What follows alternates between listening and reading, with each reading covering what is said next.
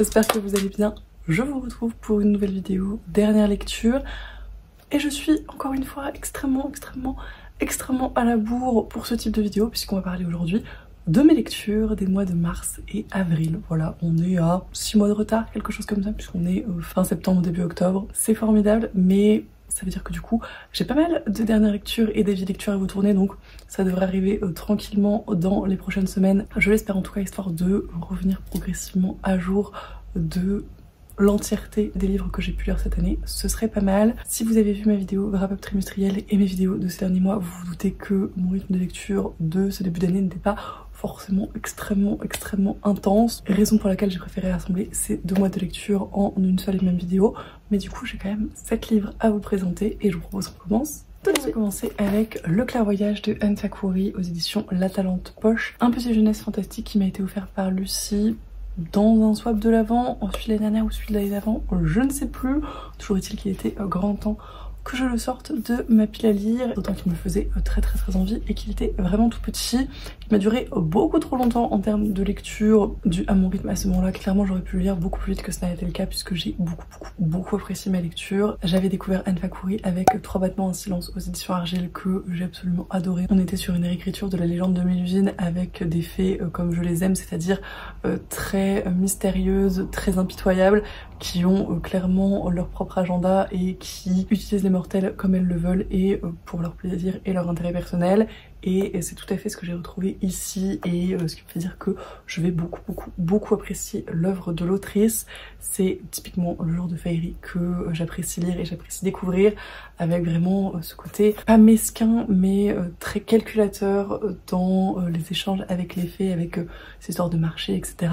et dont on sait jamais qui ressort vainqueur finalement. On est sur un récit résolument plus jeunesse que 3 battements en silence, tant dans les thématiques abordées que dans la façon dont elles le sont et la dureté de certaines scènes qui ne sont pas du tout présentes ici, même si il y a certains passages qui sont pas forcément évidents et typiquement je pense qu'il y a des scènes qui peuvent faire un petit peu peur à des lecteurs jeunesse. Personnellement j'ai beaucoup apprécié la tension et le côté très brumeux aussi, et encore une fois c'est des choses que j'apprécie particulièrement dans la féerie, le côté de ne pas tout comprendre, de ne pas tout savoir et de devoir se laisser un petit peu porter parce que c'est un monde aux règles qui nous échappe complètement, et je trouve que c'est totalement maîtrisé par l'autrice. C'est une duologie qui est déjà publiée en intégralité chez La Talente Poche et j'ai très hâte de me pencher sur la suite. Je voulais le faire plus tôt en début d'année mais la vie a fait que ça n'a pas été le cas. J'espère avoir le temps de la terminer d'ici la fin de cette année. Ça me permettrait de ne pas trop la laisser traîner, de ne pas commencer 2026 avec une autre saga en cours et de continuer mon voyage dans cet univers qui est vraiment très intriguant. Je ne vous ai absolument pas fait le résumé, mais globalement on va suivre Clara qui se retrouve confiée à son oncle et sa tante à la mort de ses parents et qui va découvrir que ce côté de la famille est un petit peu bizarre et encore plus bizarre que prévu, et elle va se retrouver au milieu d'une bataille entre le monde des humains et le monde des fées. Je pense qu'il n'en faut pas plus pour avoir envie de plonger dans ce récit que je vous recommande chaudement. Autre récit francophone, c'est bien, ça fait d'une pierre deux coups. Quelques petites recommandations pour le Poulverse au passage, puisque Anne Fakouri était également une autrice francophone.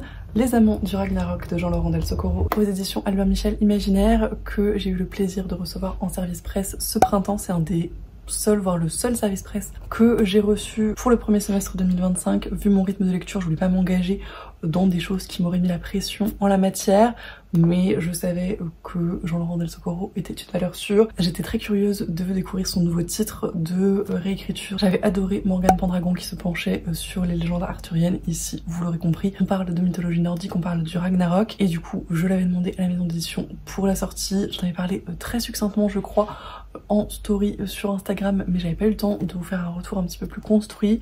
On se l'était lu en lecture commune avec Lucie et comme toujours ça a été absolument formidable, déjà parce que j'apprécie particulièrement la plume de l'auteur, j'aime beaucoup les sujets qu'il aborde et la façon dont il les traite. On sent déjà qu'il y a beaucoup de recherches sur le plan historique et mythologique, et que en termes de thématiques, de personnages, de point de vue sur les choses, c'est très intelligent. Il y a de la représentation qui est pertinente, qui est intelligente et qui l'est d'autant plus que c'est absolument pas gratuit. Ça sert le récit, ça sert le propos et ça montre qu'on peut faire de la mythologie, qu'on peut faire de la fantaisie, qu'on peut faire des réécritures de ce style sans tomber dans le sexisme et le racisme facile, et c'est extrêmement plaisant à lire. Je pense que je l'ai un tout petit peu moins apprécié que Morgane Pendragon parce que je pense être davantage sensible aux réécritures de légendes arthuriennes qu'à celles de mythologie nordique. Cela étant dit, j'ai beaucoup aimé le rythme, j'ai beaucoup aimé la construction du récit. C'est un Ragnarok très différent de tout ce que j'ai pu lire. On va assister à la fin du monde tel que la mythologie nordique le conçoit. Et si vous avez déjà lu un certain nombre de textes qui parlent de cette période, il y a plein de choses qui seront pas des surprises pour vous, mais la façon dont l'auteur tourne autour de ce Ragnarok et la façon dont il nous le présente et les personnages qu'il choisit pour nous le présenter sont pour le coup très novateurs à mon sens, qui étaient particulièrement appréciables. Beaucoup de personnages féminins notamment qui sont particulièrement intéressants et très bien mis à l'honneur, ce qui n'est pas forcément le cas dans les récits classiques de mythologie nordique, en tout cas à ma connaissance. Et on va parler d'amour sous toutes ses formes, ou presque, en tout cas sous énormément de prismes. L'amour des amants, l'amour des compagnons, l'amour familial, l'amour fraternel et voilà, tout ce que ça peut impliquer et tout ce que ça peut impliquer pour les personnes qui en bénéficient ou non. C'était encore une fois très chouette comme je l'ai dit et je le répéterai je pense à l'envi. Jean-Laurent Del Socorro pour moi c'est une référence en matière de fantasy francophone, en matière de réécriture plus récemment, parce que vraiment je trouve que celui-ci et Morgane Pendragon sont d'excellents exemples en la matière. Je crois qu'il va sortir d'autres titres dans cette même série thématique et j'ai très hâte de voir ce que ça va donner, parce que voilà, j'ai passé d'excellents moments dans les deux récits. Ça se lit tout seul, la plume est extrêmement fluide, extrêmement agréable, mais assez recherchée et assez travaillée pour qu'on sente tout l'intérêt de celle-ci dans le récit. Je remercie encore une fois les éditions Albin Michel Imaginaire pour l'envoi de ce service presse, et encore une fois, si vous cherchez une lecture assez rapide pour le Poulverse, n'hésitez pas. On va finir avec mes lectures francophones de ces 2 mois avec Les eaux de sous le monde de Stéphane Plateau aux éditions J'ai lu, qui est également disponible dans le recueil Les Embrasés de Stéphane Plateau aux éditions des Moutons électriques. Voilà, si jamais vous avez ce recueil, vous n'avez pas besoin de vous procurer le format poche. Je le précise parce que c'est pas très clair je trouve dans ce format. Il n'y a pas de tableau thématique ou de choses comme ça dans lequel on peut rechercher ce qu'il contient effectivement, et c'est un petit peu dommage. Toujours est-il que j'ai lu Les eaux de sous le monde, comme je le disais, entre mars et avril, et comme pour le clairvoyage, j'ai mis énormément de temps à me mettre à cette lecture et à m'y plonger véritablement. En partie parce qu'encore une fois mon rythme de lecture était pas forcément extrêmement soutenu, et en partie parce que le style d'écriture de l'auteur, et notamment dans ce récit-là, est pas forcément des plus accessibles. Typiquement en étant un petit peu fatiguée le soir avant de dormir, c'est pas du tout le type de lecture que je vous recommanderais, parce que les tournures de phrases, le vocabulaire, la façon dont c'est narré ne sont pas forcément faciles d'accès. C'est très joli personnellement, j'aime beaucoup le style d'écriture de l'auteur, je l'apprécie particulièrement en livre audio où je trouve qu'il rend vraiment toute sa flamboyance, mais clairement c'est pas du tout une lecture facile et j'aurais probablement pas dû le commencer au moment où je l'ai fait, mais il m'intriguait beaucoup, et ce d'autant plus que c'est un récit compagnon du Dévoreur du même auteur que j'avais lu un petit peu plus tôt en janvier il me semble. Je vous en ai déjà parlé en dernière lecture, donc voilà, j'étais curieuse de continuer à suivre Père dans ses aventures et de voir un petit peu où ça menait. On est ici dans une espèce d'enquête à huis clos, un petit peu en mode Sherlock Holmes par certains côtés, où on va suivre le personnage de Père du coup, qui débarque dans une communauté religieuse, plutôt dans 2 communautés religieuses rivales,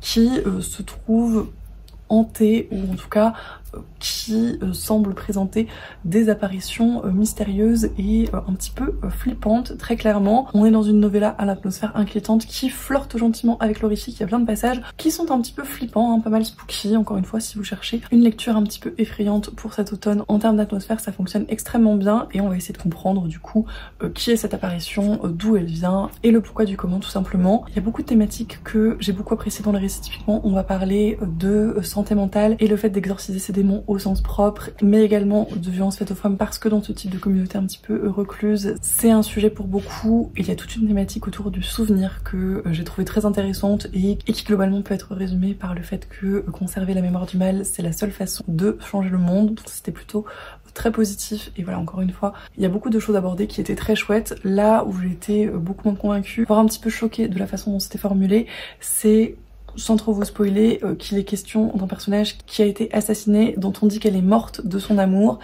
Et c'est typiquement le genre de narratif qu'on ressort pour tous les féminicides, pour toutes les femmes qui meurent sous les coups de leur conjoint et qu'on qualifie très abusivement à mon sens de crime passionnel, ce qui décrédibilise complètement à mon sens le propos sur les violences faites aux femmes, puisqu'on les justifie presque par cet amour, par cette passion qui n'a absolument aucun sens et qui ne justifie en rien quelque violence que ce soit.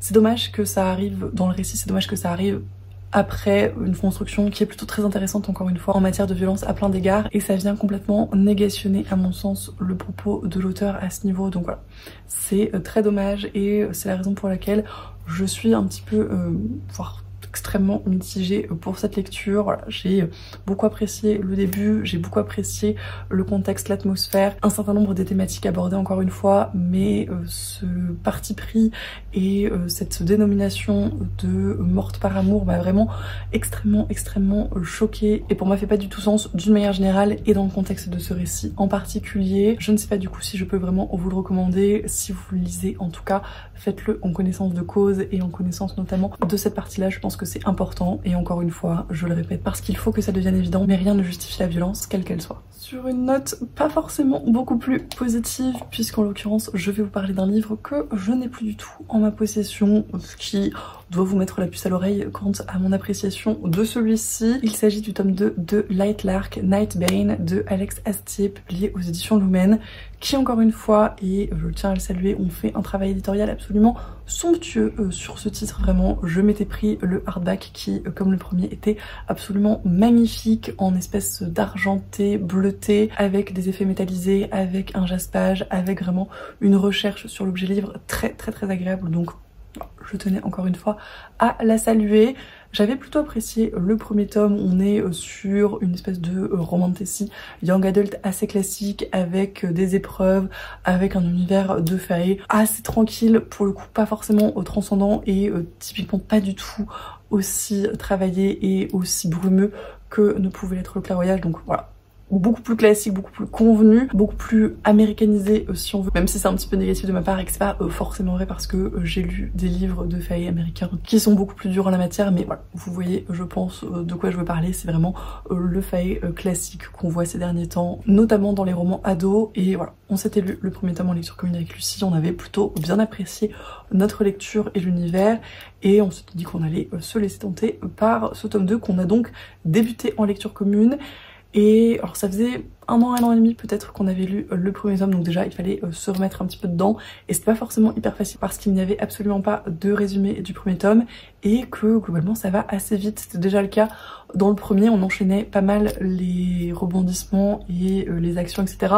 Et c'est d'autant plus le cas dans ce deuxième tome où du coup on n'avait pas forcément le temps de se reposer et de se rappeler où on en était rendu et de raccrocher les wagons du précédent. Et j'ai trouvé pour ma part dans celui-ci notamment, ce qui n'était pas le cas dans mon souvenir du premier tome, que les chapitres étaient très décousus entre eux et qu'on avait un peu l'impression de passer du coq à l'âne sans lien très logique et sans cheminement très logique en termes d'aventure et de péripéties. On savait pas trop pourquoi on passait de l'une à l'autre, etc. Ce qui est toujours un petit peu dommage dans ce type de récit, même si voilà, il y a plusieurs épreuves, il y a plusieurs thématiques, il y a plusieurs lieux d'intérêt. C'est bien quand il y a un fil rouge et un fil narratif et conducteur cohérent. En tout cas, ça aide à comprendre le récit et comprendre où on en est rendu et pourquoi. Et c'était pas du tout le cas ici. Pour le coup, je l'ai trouvé beaucoup plus cliché que le premier, qu'il était déjà un petit peu, mais c'était pardonnable parce qu'on découvrait l'univers, parce que c'était brillant, parce que c'était nouveau, parce que c'était sympa. Là, il n'y avait pas du tout ça, et voilà, ça rajoutait de la difficulté, en plus des difficultés de compréhension et de raccord des différentes thématiques et actions. C'était vraiment extrêmement cliché, extrêmement ado et young adult dans le côté négatif de la chose pour le coup, donc c'était pas forcément très agréable. Typiquement il y a une espèce de dynamique de taille dans la relation qui est cliché et cliché dans la façon dont c'est amené. Encore une fois, c'est pas des choses qui me dérangent particulièrement. Ali Hazelwood le fait très régulièrement et je trouve qu'elle le fait plutôt bien et c'est un peu un gimmick de sa part. Et voilà, il y a des moments où je suis plutôt cliente de la chose, mais là c'était vraiment too much et trop redondant et trop cliché.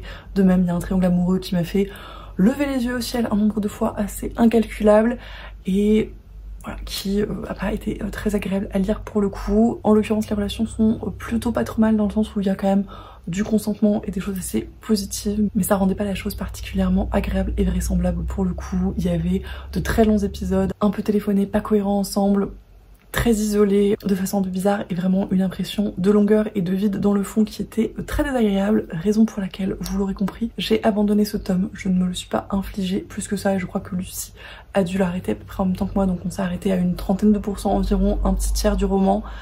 Et voilà, c'était extrêmement long encore une fois, en sachant que le style est plutôt facile d'accès et se lit plutôt bien, donc c'est vraiment que c'était trop de péripéties et trop d'atermoiements inutiles. Et voilà, si vous avez suivi un petit peu l'histoire de cette série qui devait être une duologie et qui finalement a été rallongée à 3 ou 4 tomes, je ne sais plus exactement, je pense très clairement que ça aurait dû rester une duologie et que ça aurait gagné à ne pas rajouter de péripéties et de rebondissements, tous plus inutiles et peu crédibles les uns que les autres, qui ne facilitent absolument pas la lecture et son appréciation. Voilà. C'est dommage et c'est un petit peu le problème de ces séries pour lesquelles la création de tomes va potentiellement plus tenir de l'appât du gain que de quelque chose de fondamentalement intéressant à raconter. Et on va finir avec les 3 livres que j'ai en papier, en français, et que j'ai décidé d'écouter en anglais, en VO, parce que voilà, c'était la période où j'avais envie de lire un petit peu plus en anglais et du coup d'écouter un petit peu plus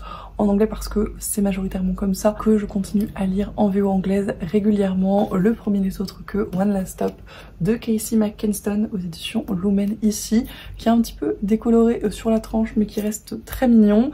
J'avais beaucoup aimé My Dear Fucking Prince de l'autrice, que je lis pour le coup il y a des années maintenant, je sais plus exactement quand est-ce que c'était, mais ça remonte énormément, je pense que c'était à peu près à sa sortie ou quelque chose comme ça. J'ai beaucoup aimé l'adaptation cinématographique sur Prime d'ailleurs, si vous avez l'occasion de la regarder, et j'avais celui-ci dans ma pile à lire encore une fois depuis sa sortie ou quasiment, c'était une bonne petite relique de ma palle. Et je m'étais dit que comme je l'avais trouvé en audio en anglais, c'était l'occasion de le sortir, parce qu'honnêtement il me faisait un peu peur. J'avais peur que ce soit trop young adult et moins mignon que My Dear Fucking Prince, et que ça me fasse un petit peu voilà, reconsidérer mon attachement à cette autrice. Donc j'étais un petit peu précautionneuse dans ma lecture, et pour le coup je l'ai vraiment beaucoup apprécié. Le style en anglais est très accessible, très agréable. J'ai beaucoup aimé le livre audio et la lectrice, qui fonctionne très bien à mon sens et qui n'est vraiment pas si YA, pas si ado que ça, ce qui était très agréable en parallèle de Light Lark, vous l'aurez compris. On est sur une romance FF qui se passe à New York, et voilà, déjà ces deux choses-là, ça change agréablement du type de livre que je lis habituellement. New York, c'est assez souvent le cadre des lectures, notamment d'auteuristes américains, mais c'est rarement aussi marqué que ça en termes de contexte. Là, c'est vraiment une part à part entière du récit, c'est quelque chose qui est important pour les deux personnages et ça se ressent, et c'est très agréable de le découvrir comme ça pour le coup. Et globalement les personnages fonctionnent très bien, la romance avec juste le angst qu'il faut, juste le bon dosage de slow burn, les persos secondaires qui sont très attachants également, une espèce de petite found family queer très mignonne, et un contexte qui, encore une fois, change énormément de My Dear Fucking Prince, puisqu'on est ici dans un genre un petit peu bâtard entre le contemporain et presque une forme de réalisme magique, mais très ponctuel à ce niveau-là, qui encore une fois fonctionne plutôt bien. J'étais très curieuse d'avoir le fin mot de l'histoire. Je vous dirai pas trop en quoi consiste le réalisme magique, même si voilà, si vous avez déjà entendu parler de ce livre ou si vous avez lu le résumé, vous savez peut-être un petit peu de quoi il est question. Je préfère ne pas trop en dire, je pense que c'est bien de le découvrir un petit peu aveuglément, mais voilà, j'étais curieuse de savoir comment l'autrice allait se sortir de son histoire et d'un certain nombre de ses contraintes, et ça fonctionne plutôt très bien. J'ai trouvé le récit et la fin et son dénouement plutôt très satisfaisant. La romance est extrêmement mignonne, encore une fois, le slow burn est extrêmement bien dosé, comme pour My Dear Fucking Prince, peut-être même encore mieux parce que la dynamique des personnages est différente, échange très agréablement. Encore une fois, j'ai pas lu beaucoup de romances FF, ce qui est bien dommage parce que ça devrait être beaucoup plus facilement disponible, mais je trouve que c'est une très bonne romance en la matière et une très bonne romance FF. Du coup, si vous avez des recommandations en la matière, je suis d'ailleurs extrêmement preneuse, je suis très curieuse d'en lire d'autres. Et de même que My Dear Fucking Prince, encore une fois, il me semble, il y a quelques scènes de sexe peu explicites, mais voilà, qui sont tout de même présentes dans le récit et qui, à mon sens, sont tout à fait abordables pour un public ado, et au contraire, ça permet de la représentation de ce style, ce qui est toujours appréciable. J'ai vraiment beaucoup apprécié ma lecture, beaucoup plus que ce que je croyais. Ça a été vraiment une très bonne surprise en l'occurrence. Je me pencherai sans autant de réticence que pour celui-ci sur les nouvelles parutions de l'autrice. Je sais qu'il y en a eu quelques-unes sur lesquelles, encore une fois, j'ai vu de très bons retours. Pour moi, c'est vraiment de la très bonne littérature ado qui fonctionne, en tout cas qui peut fonctionner pour beaucoup plus de tranches d'âge, et qui a le mérite, encore une fois, de faire de la représentation cool, pas forcée, pertinente, intéressante, extrêmement importante à mon sens pour la tranche d'âge cible, encore une fois. Et vous l'aurez compris, je ne peux que vous le recommande. Ensuite, et encore dans cette petite frénésie d'écoute en VO des livres en français qui traînaient dans ma pile à lire, j'ai enchaîné de Margaret Rogerson, à savoir en premier Enchantment of Raven de Margaret Rogerson, donc aux éditions Big Bang, dans l'édition féerique ici, qui est plutôt jolie ma foi. Je suis toujours assez cliente du travail des éditions Brajlon pour les Margaret Rogerson, mais d'une manière générale, j'ai envie de vous dire, et encore une fois, je l'ai écouté en livre audio et je ne l'ai pas du tout lu dans cette très jolie édition parce que ça faisait un moment que je me le traînais et voilà, que c'était plus facile pour moi de l'écouter à ce moment-là. Et encore une fois, j'ai été très agréablement surprise de ma lecture et de mon écoute. J'ai trouvé le livre audio en VO très agréable, très accessible. J'ai beaucoup aimé la lectrice et je me suis directement fait embarquer et porter dans cet univers de féerie qui pour le coup est très cool, très satisfaisant, qui dans une certaine mesure, voilà, pour moi est la bonne balance entre un univers de féerie un peu young adult, un peu facile, un peu ado classique, mais également poisseux et sale et assez impitoyable, avec beaucoup de règles, avec beaucoup de choses à respecter et avec des fées qui, encore une fois, ne sont pas du tout gentilles et agréables et mignonnes et avec plein de bons sentiments et de bonnes intentions. C'est clairement pas le cas dans ce récit et c'est une des choses que j'ai vraiment le plus apprécié dans ma lecture. J'ai trouvé que l'univers fonctionnait très bien. Les personnages principaux sont plutôt attachants. J'ai beaucoup aimé le personnage principal féminin pour le coup, que j'ai trouvé très chouette. Le personnage principal masculin est relativement classique, relativement attendu, mais pas désagréable. Et leur relation, même si elle était relativement prévisible, fonctionnait bien à mon sens et était satisfaisante à voir. Et ce d'autant plus que c'était pas pour moi le point principal du récit. C'est vendu comme de la romantécie, mais ça l'est pas tant à mon sens. Et je pense que c'est une des raisons pour laquelle c'est un des livres de l'autrice qui a le moins fonctionné, comparé typiquement à Sorcery of Thorn. Celui-là n'est pas celui qui est le plus apprécié, mais pour ma part, je dirais que c'est vraiment mon préféré parce que j'étais très cliente de l'univers et de la façon dont c'est amené, la façon dont c'est raconté. La romance est pour moi extrêmement secondaire à ce niveau et c'était très agréable. Pour moi, le point principal, c'est ce personnage qui essaye de se dépatouiller de sa vie dans un univers de féerie où clairement on ne lui veut pas du bien. Elle se débrouille parce qu'elle peint et qu'elle crée des choses très belles qui ont de la valeur pour les fées qui en sont simplement incapables. Et il y a toute cette question du glamour et du paraître qui sont vraiment au premier plan et de ces fées qui sont fascinées par les créations humaines puisqu'elles en sont encore une fois incapables. J'ai beaucoup apprécié découvrir cet univers, les personnages et voir un petit peu comment tout s'imbriquait. J'ai trouvé la résolution et la fin plutôt satisfaisante, assez prévisible globalement, c'était pas extrêmement novateur, mais ça fonctionnait bien et j'ai passé un très bon moment. Et le dernier livre de cette vidéo qu'encore une fois j'ai écouté en VO et qui encore une fois est un Margaret Rogerson puisque comme je vous le disais je les ai un petit peu enchaînés, c'est Vespertine de Margaret Rogerson, donc chez Big Bang toujours, qui est encore une fois très joli et même si je l'ai écouté donc en VO, il est traduit de l'anglais par Vincent Basset comme le précédent d'ailleurs. Celui-ci m'intriguait beaucoup parce que j'en avais vu vraiment de très chouettes retours, notamment en ce qui concerne l'ambiance puisqu'on va suivre une nonne qui s'entraîne pour apprendre à purifier les morts pour ne pas qu'ils deviennent des esprits vengeurs et violents, et le couvent où elle vit va se faire attaquer au tout début du récit et elle va se retrouver propulsée dans une quête qui la dépasse bien évidemment. C'était pas sans rappeler Sorcery of Thorn pour le début avec cette attaque, avec cette quête, avec ce personnage qui suit un enseignement un petit peu étrange, mais on bifurque quand même assez rapidement à ce niveau-là, au niveau de l'ambiance notamment qui est beaucoup plus dark et voilà, où la mort est extrêmement présente dans le récit globalement parce qu'il va y avoir énormément de fantômes et d'esprits différents qui sont plus ou moins positifs en fonction et qui étaient pour le coup très intéressants à découvrir. C'est pas le livre audio en VO le plus facile d'accès à mon sens.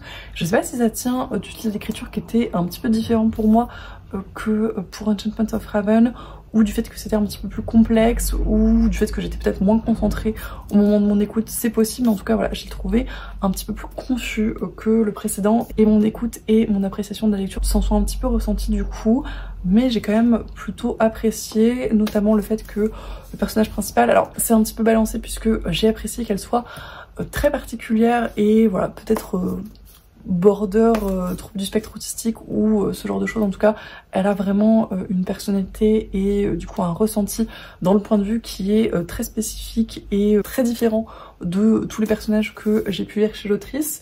Mais d'un autre côté, du coup, elle était peut-être moins attachante et c'est peut-être aussi ce qui m'a davantage gênée dans ma lecture à ce niveau-là, parce que les autres personnages que j'ai lus chez Margaret Rogerson étaient plutôt très moteurs dans le récit, dans mon appréciation de celui-ci, ce qui est beaucoup moins le cas ici, et dans le sens notamment où c'est un personnage qui n'a pas particulièrement de passion ou de but ou de choses qui l'animent véritablement, en tout cas pas qu'on voit au cours de la narration, donc c'était un petit peu dommage à ce niveau-là. Elle a peut-être un petit côté un peu sauveuse de monde mais sans quelque chose de palpable derrière, ce qui est un petit peu dommage parce que voilà, encore une fois, initialement j'ai trouvé que son point de vue, le fait que c'était un petit peu différent, était très chouette, très intéressant, et elle m'a un petit peu fait penser à Ombre au cœur de Baldur's Gate, si vous voyez de quoi il est question, tant pour la vibe et le côté un petit peu dark de ces nonnes que sur le côté très froid, très en retrait de ce personnage.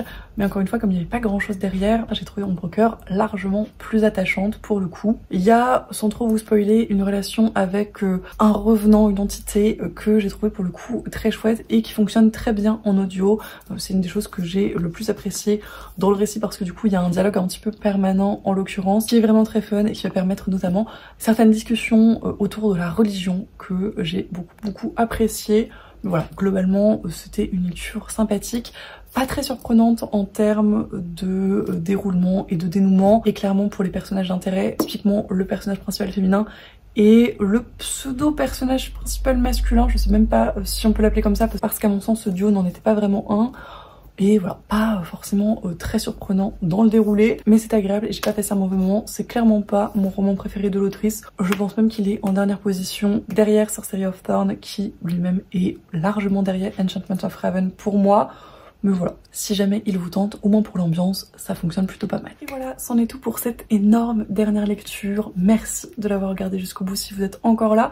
Comme d'habitude, j'espère que ça vous a plu. N'hésitez pas à me dire si vous avez lu certains des livres que j'ai présentés, si d'autres vous tentent, si vous avez fait de chouettes lectures ces derniers temps, ou si vous voulez me parler de vos lectures de mars et avril, puisque c'est la thématique du jour, un petit peu beaucoup à la bourre. N'hésitez pas, je suis bien évidemment toujours très preneuse de vos retours.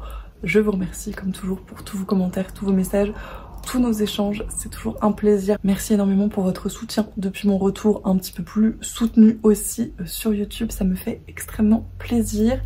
Je vous souhaite bien évidemment d'excellentes lectures et je vous dis à la prochaine.